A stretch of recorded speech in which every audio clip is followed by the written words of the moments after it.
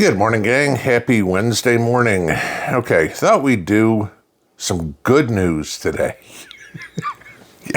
Yeah, not a big fan of gloom and doom. So, and we need to see the positives too, that we're actually getting somewhere in this world to end some of this insanity that's going on.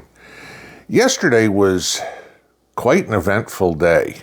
And for those of us that believe in the true concepts of the United States, freedom, liberty, capitalism, independence, self-sufficiency, it was a good day.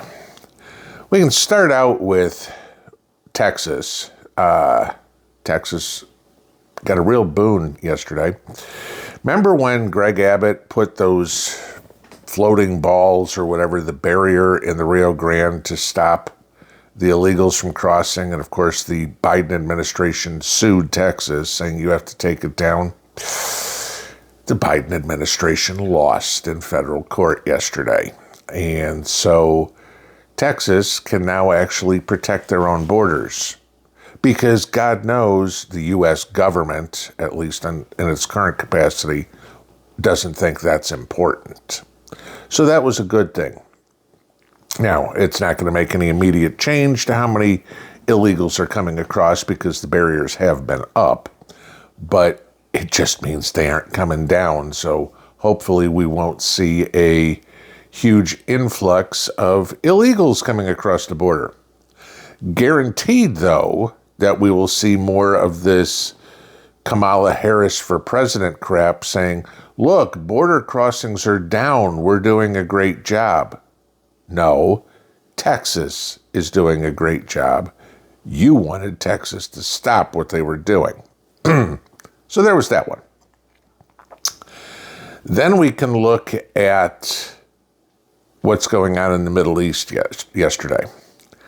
And Israel, to their credit, good for them, killed one of the main leaders of Hezbollah in Beirut and one of the main leaders of Hamas in Iran. Good. Okay. This will amp up tensions with Iran, of course, so we can kind of forget about the Biden-Harris administration's demand for a ceasefire. Like I told you last week when Netanyahu was here, Kamala Harris says, you need to have a ceasefire by October, because she wanted to take credit for it for her election. And Netanyahu looked at her and said, no, nothing else. Netanyahu could answer a yes or no question, unlike the deputy director of the FBI yesterday. Again, I'm going to say this. I'm all for Israel obliterating Hamas, obliterating Hezbollah, and sending every one of them to meet their 72 virgins. No problem. They're going to be sadly disappointed when they don't see them. But that wasn't the funniest part yesterday, or the best part. Last night, while we were on a live stream, we had just about 2,000 people watch the live stream. Okay. And that's about average. Okay. I want to give you this. Maybe I should run for president, because I had 1/4 of the attendance on the live stream last night as Kamala Harris had in Atlanta. And I didn't need a rap star to bring people to come see me. Because by the time the rap star concert was over, we had roughly pretty close to the same amount of attendance. Just saying. It was kind of interesting. Yesterday in Atlanta, Kamala Harris had a big rally that they've been promoting, and that, Georgia is Harris country, and we're going to carry this state, and yada, yada, yada. Donald Trump's making a big mistake by doing a campaign rally here in Atlanta later this week, because we're going to destroy him. okay. When I saw that press release come out the other day, I said, I will bet Trump gets 4 times the attendance at his rally than Harris gets at hers. So basically, I need to see 32,000 people show up. Okay. Here's the difference. Trump doesn't need somebody, a rap star, a movie star, rock and roll star, whatever, to draw people to his rallies. They come because they want to see him. I want to give you some of the facts on Kamala Harris's 8,000 person attendance yesterday. Of those 8,000 people, 1,000 of them were paid influencers, whether it was TikTok or Facebook or YouTube or Instagram, Twitter, whatever, who got $500 just to show up. If they held a sign up at the rally, they got paid another $150. On top of that, if they managed to get interviewed by somebody, so basically the collective circle jerk, hey, I know you from YouTube, or hey, I know you from TikTok, let's talk and post a video. If they got interviewed on somebody else's channel, per se, okay, they could score another $250. So literally, people could have gone there yesterday and collected $900, got paid $900 to go rally for Commie. The interesting part, if you've seen the videos on this, it was very funny.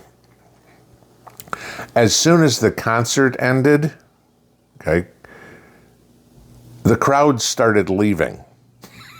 They didn't come to see the cackling hen. They came to see Megan the Stallion, which I still laugh about because somebody needs to tell Megan that stallions are male. So Megan the man. I guess that's appropriate for a Kamala Harris rally.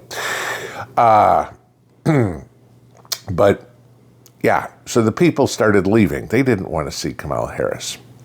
So finally, when Kamala Harris was coming up to speak, as she got introduced by Raphael Warnock, okay, the communist senator that Georgia elected, right, okay, a couple of years ago.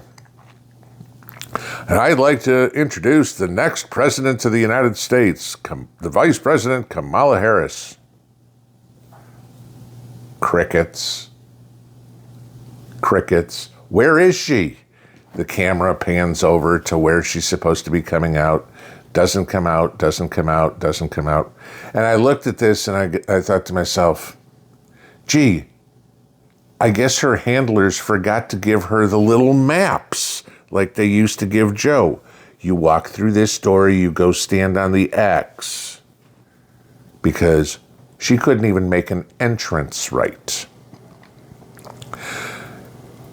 It was just interesting to see yesterday, because if they honestly think that the American people want her running the country when she can't tell time, when nobody wants to hear her, when she came out with her fake Southern drawl and fake black accent yesterday that was so cringeworthy, it was unreal.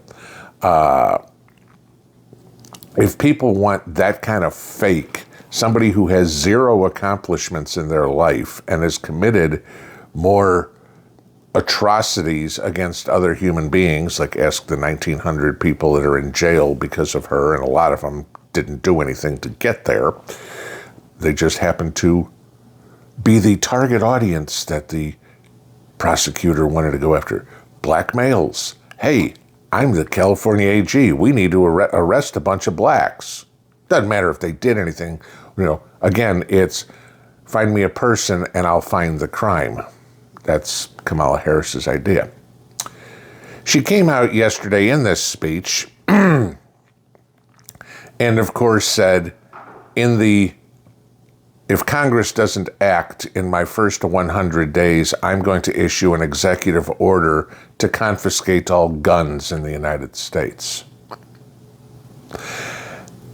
That had to be the funniest thing ever.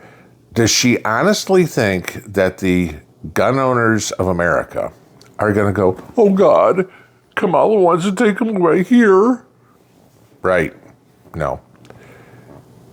You can come get my guns. You just have to collect my ammo first. One round at a time. Her speech was so cringeworthy, it was unbelievable.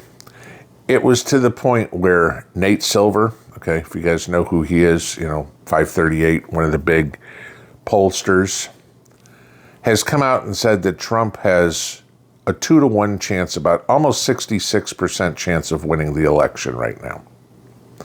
That it doesn't even look like Kamala Harris potentially can win the popular vote. And I want to give you this. In order for a Democrat to win the electoral vote to get in the White House, they need to win the popular vote by nearly 5%, 4.5-ish, somewhere there, on average.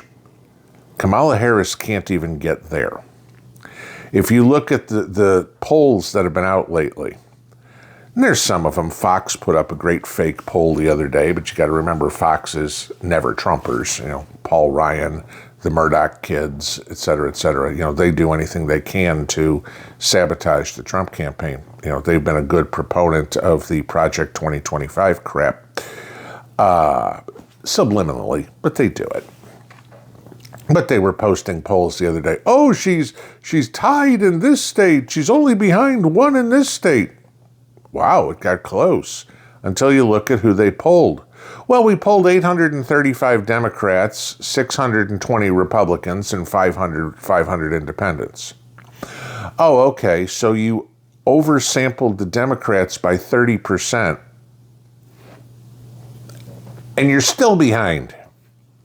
Got it. Okay. Yesterday was a real good day. The constitutional republic may have a chance of surviving. Everything that the Biden-Harris administration touched has turned to shit. Not that that should come as a surprise to anybody, but they didn't expect it to happen yet. The time frame just got moved up a little bit. They didn't expect Hunter to be prosecuted and convicted before the election.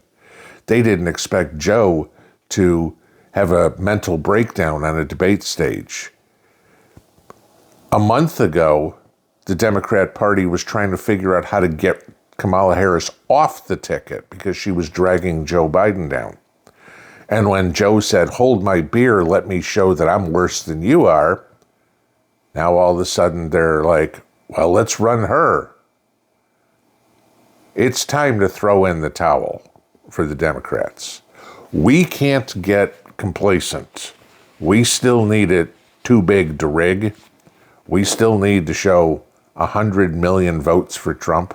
So there's no possible way they can cheat, especially if you live in Nevada, Arizona, Georgia, Pennsylvania, Michigan, Wisconsin, maybe even Minnesota. They'll get a bump here in the next week or so when Kamala introduces her vice presidential candidate.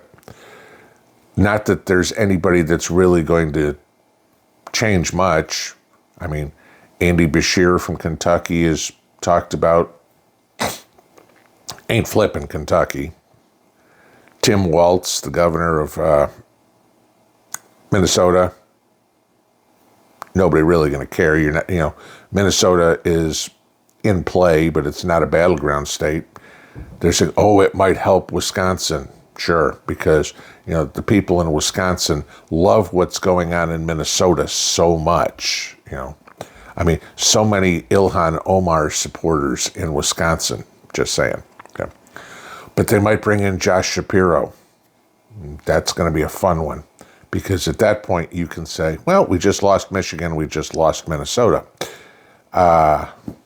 Because, Kamala Harris has got this little problem with a Jewish husband, and then if she picked a Jewish VP, yet she's been pandering to the pro-Palestinian segment of degenerates here in the country for so long, it's going to be a problem. It's nice to have some optimism, because sure as hell we haven't had it in almost 4 years in this country. There's a light at the end of the tunnel, and it's coming from the Trump train. Pinball out.